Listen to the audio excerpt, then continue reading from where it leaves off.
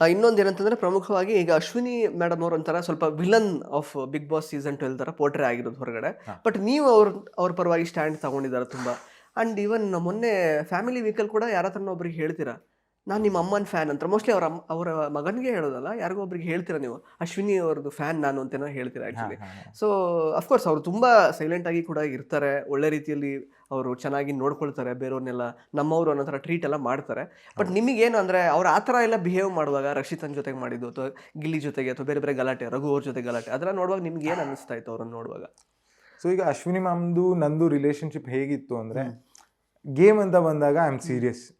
ಅದು ಯಾರೇ ಆಗಲಿ, ನನ್ನ ಜೊತೆ ತುಂಬ ಚೆನ್ನಾಗಿರೋರೇ ಆಗಲಿ, ಅವ್ರು ತಪ್ಪು ಅಂತ ಬಂದರೆ ನಾನು ತಪ್ಪು ಅಂತಲೇ ಅಲ್ಲಿ ಪಾಯಿಂಟ್ ಔಟ್ ಮಾಡ್ತಿದ್ದೆ.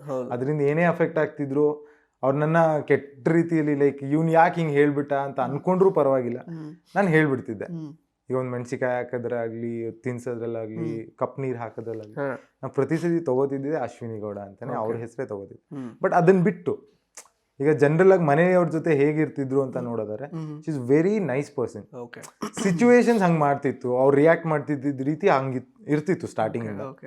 ಬಟ್ ಈಗ ರೀಸೆಂಟ್ ಟೈಮ್ಸ್ ಅಲ್ಲಿ ನೋಡ್ತೇವೆ ಬಂದ್ರೆ ತುಂಬಾನೇ ಚೇಂಜಸ್. ಎಷ್ಟೊಂದು ಜನಕ್ಕೆ ಅದು ಅಕ್ಸೆಪ್ಟ್ ಮಾಡ್ಕೊಳ್ಳೋಕ್ಕೂ ರೆಡಿ ಇರಲಿಲ್ಲ ಮನೆಯಲ್ಲಿ, ಇಲ್ಲ ನೀವು ನಾಟಕ ಮಾಡ್ತಿದ್ದೀರಾ ಅಂತ. ಬಟ್ ಅವ್ರ ಮಗ ಬಂದಾಗ ಅವರು ಹೇಳ್ತಾರೆ, ಅಮ್ಮ ಆ್ಯಕ್ಚುಲಿ ತುಂಬ ಸಾಫ್ಟ್ ಸ್ಪೋಕನ್, ಮನೇಲಿ ಮಾತೇ ಆಡಲ್ಲ, ತುಂಬ ಸೈಲೆಂಟ್ ಕಾಮ್ ಆಗಿರ್ತಾರೆ ಅಂತ. ನನಗೆ ಅದೇ ಅನ್ನಿಸ್ತು, ಓಕೆ ಈಗ ಶೋ ಅಂತ ಬಂದರೆ ಶೋ ಡಿಮಾಂಡ್ಸ್ ಸರ್ಟನ್ ಥಿಂಗ್ಸ್. ಈಗ ಜೋರಾಗಿರಬೇಕು, ವಾಯ್ಸ್ ಔಟ್ ಮಾಡಬೇಕು, ಒಪಿನಿಯನ್ಸ್ ಹೇಳಬೇಕು, that is all there. So initially may be ಅವ್ರು ಈಗ ಎಂಡಲ್ಲಿ ಏನು ಈಗಿದ್ದಾರೆ, ಇದು ಸ್ಟಾರ್ಟಿಂಗಿಂದನೇ ಅಶ್ವಿನಿ ಗೌಡ ಅವ್ರನ್ನ ಆ ಥರ ನೋಡ್ಕೊಂಡು ಬಂದಿದ್ರೆ ತುಂಬ ಚೆನ್ನಾಗಿರ್ತಿತ್ತು ಅಂತ ನಂಗೆ ಅನ್ನಿಸ್ತು. ಬಟ್ ಕೆಲವು ಸಿಚುವೇಶನ್ಸಲ್ಲಿ ನನ್ಗೆ ಬೇಜಾರಾಗಿತ್ತು. ಅವ್ರು ತಗೋತಿದ್ದ ಡಿಸಿಷನ್ಸ್ ಆಗಲಿ, ಕೆಲವು ಸತಿ ಅವರೇ ಹೇಳ್ತಾರೆ, ನಾನು ಪರ್ಸ್ನಲ್ ಆಗಿ ಅದನ್ನೆಲ್ಲ ತೊಗೊಂಡ್ಬಿಟ್ಟೆ, ಒಪ್ಕೊಂಡು ಇದ್ದಾರೆ ಅವರು. ವೀಕೆಂಡಲ್ಲಿ ಸುದೀಪ್ ಸರ್ ಹೇಳಿದಾಗೆಲ್ಲ ಒಪ್ಕೋತಾರೆ. ಬಟ್ ಅದೆಲ್ಲ ನೋಡಿರ್ತೀನಲ್ವಾ, ನೋಡಿದಾಗ ಈಗ ಯಾರು ಬಂದ್ಬಿಟ್ಟು ಈ ಮನೆಯ ವಿಲನ್ ಯಾರು ಅಂತ ಕೇಳಿದಾಗ ಆಬ್ವಿಯಸ್ಲಿ ನಾನು ಅದೆಲ್ಲ ನೋಡಿದ್ದೀನಿ, ಸಿಚುವೇಶನ್ಸ್ ಅನಲೈಸ್ ಮಾಡಿದ್ದೀನಿ.